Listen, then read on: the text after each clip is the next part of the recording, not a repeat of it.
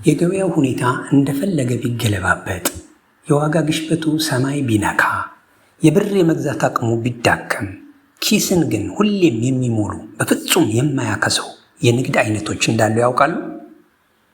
አዲስ ንግድ ሲጀምሩ ትልቁ ስጋት ብከስርስ የሚለው ጥያቄ እንደሆነ ይታወቃል። በተለይ አሁን ባለው የኢትዮጵያ ኢኮኖሚ ሁኔታ ይህ ስጋት በጣም ምክንያታዊ ነው። ነገር ግን ኢኮኖሚው የቱንም ያክል ቢዋዥቅ የሰው ልጅ መሰረታዊ ፍላጎቶች አይለወጡም።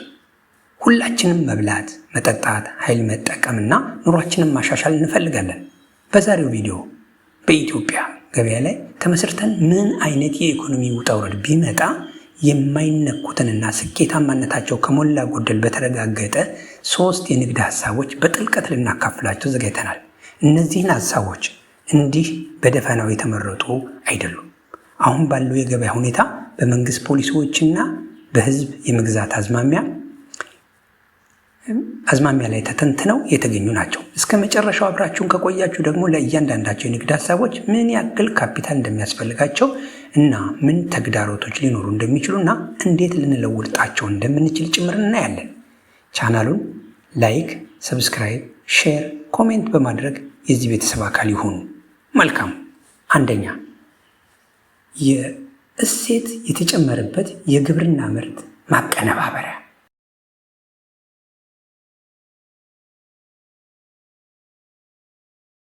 ግብርና ምርቶች ማቀነባበሪያ ስንል እንደ ቲማቲም፣ ማንጎ፣ ስንዴ፣ አቮካዶ ያሉትን ጥሬ ምርቶች ወደ ተሻለና ረጅም ጊዜ ወደሚቆዩበት ምርት መቀየር ነው። ለምሳሌ ቲማቲም ወደ ቲማቲም ድልህ፣ ማንጎ ወደ ጭማቂ፣ ስንዴ ወደ ፓስታና መኮሮኒ፣ አቮካዶ ወደ ዘይት መቀየር አለበት ማለት ነው። ይህ ዘርፍ በአሁኑ ሰዓት በኢትዮጵያ ውስጥ እጅግ በጣም ግዙፍ የሆነ የገበያ ክፍተት ያለበትና በመንግስትም ትልቅ ትኩረት እየተሰጠው ያለው ዘርፍ ነው። መልካም። ለምንድን ነው ይሄ የማያከስረው? አንደኛ፣ የማያቋርጥ የገበያ ፍላጎት አለ። ምግብ የሰው ልጅ መሰረታዊ ፍላጎት ነው። የኢኮኖሚ ሁኔታ ምንም ቢሆን ሰዎች መመገባቸውን አያውቁም። እንዲያውም ከተሞች እየሰፉና የኑሮ ዘይቤ እየተቀየረ ሲመጣ ከተቀነባበሩ እና ለመጠቀም ቀላል የሆኑ ምግቦች ፍላጎታቸው በከፍተኛ ሁኔታ ይጨምራል። ይህ ማለት የሀገር ውስጥ አምራቾች ይህንን ግዙፍ የገበያ ድርሻ የመቆጣጠር ትልቅ ዕድል አላቸው ማለት ነው። ሁለተኛ፣ በዚህ ጉዳይ ላይ መንግስት ድጋፍና ፖሊሲ መልካም ነው። የኢትዮጵያ መንግስት ከውጭ የሚገቡ ምርቶችን በሀገር ውስጥ ምርት ለመተካት ወይም ደግሞ ኢምፖርት ሰብስቲቲዩሽን ፖሊሲ በሰፊው እየሰራ ይገኛል። በተለይ እንደ ዘይት፣ ስኳር፣ ፓስታና መሰል ምርቶች በሀገር ውስጥ ለማምረት ሰፊ ድጋፍ ያደርጋል። ይህን ለማበረታታትም የግብርና ማቀነባበሪያ ማሽነሪዎችን ከቀረጥ ነፃ እንዲገቡ በማድረግ የመሳሰሉ ማበረታቻዎች አሉ። በተጨማሪ በመንግስት በቢሊዮን ዶላር ወጪ የተገነቡና እየተገነቡ ያሉ የግብርና ኢንዱስትሪ ፓርኮች ለዚህ ዘርፍ መሰማራት ለሚፈልጉ ባለሀብቶች ትልቅ ዕድል ይፈጥራሉ። ሶስተኛው፣ ብልሽትን መቀነስና ትርፍን መጨመር። ጥሬ የግብርና ምርቶች ቶሎ የመበላሸት ባህሪ አላቸው። ገበሬ ምርቱን በወቅቱ ካልሸጠ ለከፍተኛ ኪሳራ ይዳረጋል። ነገር ግን ምርቱ ወደ ማቀነባበሪያ ሲገባ የመቆያው ጊዜ ሼልፍ ላይፉ ማለት ነው ስለሚጨምር ብልሽት ይቀንሳል ማለት ነው። እኝን በማድረግ መፍትሄውን ልንትልን እንችላለን ማለት ነው። መፍትሄ እንደ ስራው መጠንና የስራው አይነት ሊለያይ ይችላል። ሁለተኛ፣ ከታዳሽ ኃይል ጋር የተገናኙ የንግድ ስራዎች። እንግዲህ ከላይ እነኛን አስቀምጠናል። እነኚህ ከታዳሽ ኃይል ጋር የተገናኙ የንግድ ስራዎች ለምንድን ነው ሊያተርፉ ወይም ደግሞ ላያከስሩ የሚችሉት የሚለውን እንመልከት። በኢትዮጵያ ከከተማ እስከ ገጠር የኤሌክትሪክ ኃይል መቆራረጥ የብዙዎች የዕለት ተዕለት ራስ ምታት ነው። ከህዝቡ መካከል ከግማሽ በታች የሚሆነው ብቻ የኤሌክትሪክ ተጠቃሚ ሲሆን በተለይ በገጠር ያለው ሽፋን አሁንም ዝቅተኛ ነው። ይህንን ግዙፍ ክፍተት ለመሙላት እናንተ አስተማማኝ የኃይል ምንጭ ለማቅረብ የታዳሽ ኃይል በተለይም የፀሐይ ኃይል ሶላር ኢነርጂ ትልቅ መፍትሄ እየሆነ ነው። ይህ የንግድ ዘርፍ ከግለሰብ ተጠቃሚዎች እስከ ትልልቅ ተቋማት ድረስ ሰፊ የገበያ እድል አለው። የእውነት በጣም ሰፊ እድል አለው ማለት ነው። ይህንኛውስ ለምንድን ነው የማያከስረው?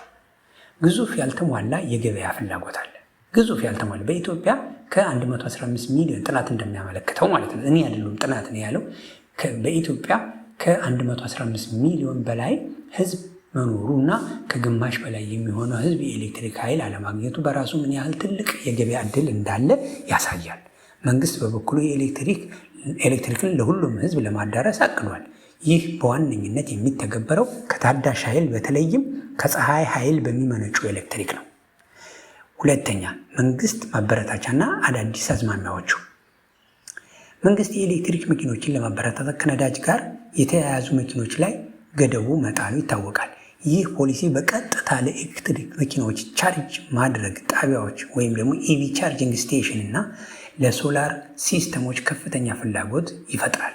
በተጨማሪም መንግስት ለታዳሽ ኃይል ዘርፍ የካፒታል እቃዎች ላይ የቀረጥ ነፃ ዕድሎችና ሌሎች ማበረታቻዎችን ይሰጣል። ሶስተኛ፣ ይህንኛው ፓርት የማያካስርበት መንገድ ነው፣ ቀጣይነት ያለው የገበያ ምንጭ አለው። ይህ ስራ የሶላር ምርቶችን መሸጥ ብቻ አይደለም። የመትከል ማለት የሶላር ፓኔሎችን የመትከል ኢንስታሌሽን ማለት ነው፣ የጥገና ሜንተናንስ እና የማማከር አገልግሎቶች መስጠት ተጨማሪና ቀጣይነት ያለው ገቢ እንዲኖር ያስችላል። አንድ ደንበኛ አንድ የሲስተሙን ከእርስዎ ከገዛ ለጥገና ለተጨማሪ ምርቶች ወደ እርስዎ የመመለስ እድሉ ሰፊ ነው ማለት ነው። ለምን? እሱ በዚህ ዙሪያ ከእርስዎ ጋራ ያለው ትልቅ ቁርኝት ስላለ ማለት ነው። ለዚህስ ምን ያክል ካፒታል ያስፈልጋል? ይህንን ስንመለከት በአነስተኛ ደረጃ በተለያየ እንግዲህ በአነስተኛና በመካከለኛ ብለን ስንከፍል እንደ ሶላሮቹ አምፖሎች፣ ፓወር ባንኮች፣ አነስተኛ የቤት ውስጥ ሶላሮች ሲስተሞች በመሸጥ ለመጀመር ከ700,000 እስከ 200,000 ብር በቂ ሊሆን ይችላል ማለት ነው። እንግዲህ ይሄ አነስተኛ። በመካከለኛ ደረጃ የመትከልና ጥገና አገልግሎት የሶላር ፓኔሎችን፣ ባትሪዎችና ኢንቨርተሮችን በማስመጣትና ለቤቶችና ለአነስተኛ ቢሮዎች በመግጠም ስራ ለመስራት ከ400,000 እስከ 1 ሚሊዮን ብር እና ከዚያ በላይ ሊጠይቅ ይችላል። ይህ የቴክኒክ ባለሙያ መቅጠርንና አስፈላጊ መሳሪያዎችን መግዛት ይጨምራል። መልካም። ይህን ካልን ዘንዳ ሊያጋጥሙ የሚችሉ ተግዳሮቶችና መፍትሄዎቻቸውን ደግሞ እስኪ አንድ በአንድ እንመልከት። ተግዳሮት 1፣ የቴክኒክ እውቀት አስፈላጊነት። እዚህ ጋር የሶላር ሲስተሞች መግጠምና መጠገን የሙያ እውቀት ይጠይቃል። መፍትሄው ምንድን ነው? በዘርፉ ልምድ ያለው የቴክኒክ ባለሙያ መቅጠር ወይም ራስዎ ስልጠናዎችን በመውሰድ አስፈላጊውን እውቀት ማግኘት። ስራውን ቀለል ካሉ ምርቶች እንደ ሶላር ፋኖስ በመጀመር ቀስ በቀስ ወደ ውስብስብ ሲስተም ማደግም ይቻላል። ተግዳሮት 2፣ ጥራት ደረጃ ያልተጠበቀ ምርቶች ገበያ ላይ መኖር። የጥራት ደረጃው ማለት ነው። ገበያው ላይ እጅግ ዝቅተኛ ጥራት ያላቸው የሶላር ምርቶች በስፋት ይገኛሉ። ይህ ደንበኞች ላይ መተማመን ሊያሳጣ ይችላል። መፍትሄው ምንድን ነው? ጥራታቸውን ከሚያስመሰክሩና ዋስትና ከሚሰጡ ታማኝ አስመጪዎች ወይም አምራቾች ጋር ብቻ በመስራት ለደንበኞቹ ስለ ምርቱ ጥራትና ስለሚሰጠው ጥቅም ግልጽ መረጃ መስጠትና የድህረ ሽያጭ ወይም በድረ ገጻችን አገልግሎት ማቅረብ ታማኝነትን ይገነባል ማለት ነው። እንግዲህ ይሄ ተግዳሮቶቹና መፍትሄዎች ናቸው። በሶስተኛ ደረጃ እንግዲህ አንደኛ ሴት ጨምሮ ብለናል። ሁለተኛ እነኝን አሁን ያልኩትም የታዳሽ ኃይልን ብያለሁ። ሶስተኛ ደረጃ የዲጂታልና የኢኮሜርስ አገልግሎት ድጋፍ ማለት ነው። እንግዲህ እዚህ ጋር ቴክኖሎጂ ዓለምን እየቀየረ ነው። ኢትዮጵያ ከዚህ ለውጥ አትለይም። ደግሞ በተለይ ከቅርብ ጊዜ ወደ የዲጂታል ክፍያዎችን የኦንላይን ግብይትና የማህበራዊ የሚዲያ ንግዶችን በከፍተኛ ፍጥነት አድገዋል። መንግስትም የዲጂታል ኢትዮጵያን 2025 የተሰኘውን ስትራቴጂ ነድፎ እየሰራ ይገኛል። ይህ ንግድ ሀሳብ በቀጥታ ምርት መሸጥ ላይ ሳይሆን ወደ ዲጂታል ዓለም ለመግባት ለሚፈልጉ በሺዎች ለሚቆጠሩ ንግድ ድጋፍ መስጠት ላይ ያተኩራል ማለት ነው። ይህንኛው ለምን አያከስርም? የማይቀለበስ የገበያ አዝማሚያ ያለው ኢኮሜርስ በኢትዮጵያ በፍጥነት እያደገ ነው። ሁሉንም ንግድ ማለት ይቻላል ምርቱን ወይም አገልግሎቱን ኦንላይን ማስተዋወቅና መሸጥ ይፈልጋል። ይህ ደግሞ ለዲጂታል አገልግሎት ሰጪዎች ትልቅ እድል ይፈጥራል ማለት ነው። ዝቅተኛ መነሻ ካፒታል። የመነሻ ካፒታሉ የዚህ ዘርፍ እንደ ሌሎቹ ንግዶች ትልቅ ማሽን ወይም መጋዘን አይጠይቅም። ዋና ካፒታል የእርስዎ እውቀትና ኮምፒውተር እና አስተማማኝ የኢንተርኔት ግንኙነት። ይህም ለአብዛኛው ሰው በቀላል ሊጀምር የሚችል ያደርገዋል ማለት ነው። ሶስተኛ ለውጭ ንግድ ወይም ኤክስፖርት ያለው ጠቀሜታ። ኢኮሜርስ የኢትዮጵያ ምርቶች ለዓለም ገበያ ለማቅረብ የዲጂታል መድረኮች ቁልፍ ናቸው። ምርቶቻቸውን ኦንላይን መሸጥ ለሚፈልጉ አምራቾች የዲጂታል ማርኬቲንግ፣ የድረገጽ ዝግጅትና የሎጂስቲክ ድጋፍ በመስጠት በውጭ ምንዛሬ የሚከፈል ገቢ ማግኘት ይቻላል። ይህ ደግሞ አሁን ላለው የውጭ ምንዛሪ ጥረት መፍትሄ ለመስጠትን ለሚደረገው ጥረት ትልቅ አስተዋጽኦ አለው። ለዚህ አስተዋጽኦ ውስጥ ራሳችንን ማስተካከል እንችላለን ማለት ነው። የንግድ አማራጮችና የሚያስፈልግ ካፒታል። ለዚህ የንግድ አማራጮችና የሚያስፈልጉ ካፒታል የማህበራዊ ሚዲያ አስተዳደርና የዲጂታል ማርኬቲንግ ለአነስተኛና መካከለኛ ንግድ ማህበራዊ ሚዲያ ገጽታዎች ፌስቡክ፣ ቴሌግራም፣ ኢንስታግራም ማስተዳደር፣ የማስታወቂያ ዘመቻዎችን መስራት። ካፒታል ከ20 ሺህ እስከ 50 ሺህ ብር ለጥሩ ስልክ፣ ለኢንተርኔት እና ለአነስተኛ ማስታወቂያ በጀት። ቀጥሎ የኢኮሜርስ ድረገጽ ዝግጅትና ማማከር። ሱቆችና አምራቾች የራሳቸውን የኦንላይን መሸጫ ድረገጽ እንዲገነቡ መርዳት። ካፒታል ከ50 ሺህ እንግዲህ ያልኳቸውን እነኚህ አንዳንድ ብለን ልንሰራቸው የምንችላቸውና ካፒታላቸውን ማለት ነው እያልኩ ያለሁት። ላፕቶፖች፣ ሶፍትዌሮች እና ለመማሪያ ኮርሶች ያስፈልጋሉ ማለት ነው። የሎጂስቲክና የማድረስ ዴሊቨሪ ማለት ነው አገልግሎት ማስተባበር። ከኦንላይን ሽያጮች እቃዎችን ተቀብሎ ለደንበኞች የሚያደርስ አገልግሎት ማስተባበር ወይም መጀመር። ካፒታል ከ100 ሺህ ብር ጀምሮ ማድረግ ይቻላል ማለት ነው። ለሞተር ሳይክል ወይም ለአነስተኛ መኪናዎች ማስተባበሪያ ሲስተም አለ። ሊያጋጥሙ የሚችሉ ተግዳሮቶች ምንድናቸው? እንግዲህ ተግዳሮት አንድ ከፍተኛ ውድድር፣ በተለይም በማህበራዊ ሚዲያ ማርኬቲንግ ዘርፍ ብዙ ተዋናዮች አሉ። መፍትሄው ምንድነው? በአንድ በተወሰነ ዘርፍ ላይ ብቻ ስፔሻላይዝ በማድረግ ለምሳሌ ለሪስቴት ድርጅቶች ብቻ ወይም ለፋሽን ሱቆች ብቻ ከሌሎች በተለየ ጥራት ያለው አገልግሎትን ተጨባጭ ውጤት በማሳየት ራስዎን መለየት። ሁለተኛ ተግዳሮት ምንድን ነው?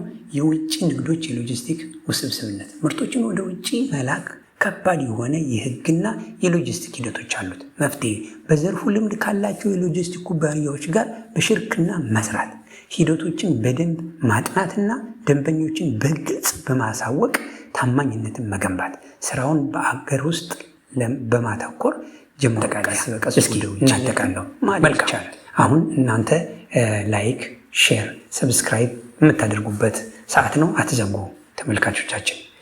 እንግዲህ ዛሬ እንዳየነው የገበያው ሁኔታ ምንም ይሁን ምንም በኢትዮጵያ ውስጥ ሁሌም ፍላጎት ያላቸውና ትርፋማ የሆኑ ንግድ ዘርፎች አሉ። እሴት የተጨመረበት የግብርና ማቀነባበሪያ ከታዳሽ ኃይል ጋር የተያያዙ ስራዎችና የዲጂታል አገልግሎቶችን ድጋፍ በጠንካራ የገበያ መሰረት ላይ የቆሙና ለኪሳራ ያላቸው ተጋላጭነት አነስተኛ የሆኑ ዘርፎች ናቸው። እርግጥ ነው ስኬታማ ለመሆን ጠንካራ ስራ፣ ጥናትና ጽዳት የግድ ነው። እነዚህ 3 የንግድ ሀሳቦች ውስጥ የትኛው ለእርስዎ ባህሪ፣ የካፒታልና ፍላጎት ይበልጥ እንደሚስማማ በጥልቀት ያስቡ። በዚህ ቪዲዮ ላይ የቀረቡት ሀሳቦች እንደጠቀሟችሁና አዲስ የአስተሳሰብ አድማጭ እንደከፈቱላችሁ ተስፋ እናደርጋለን። ካቀረቡት ሀሳቦች ውስጥ የትኛውንም በጣም ወደዳችሁ ወይም እናንተስ የምታውቁት ሌላ በፍጹም የማያከስር የንግድ ሀሳብ ካለ ከስር በኮሜንት መስጫው ላይ አካፍሉን። ሌሎች ከእርስዎ ልምድ እንዲማሩ እድል እንስጥ። ይህ ቪዲዮ ከተመቻችሁ ላይክ ማድረጉን አይርሱ። ለጓደኛውና ለቤተሰቡ ሼር በማድረግ ጠቃሚ መረጃዎችን ያድርሱ። መልካም። አብርሃም ነኝ። ሰላም ሁኑ። ቸር ሰንብቱ።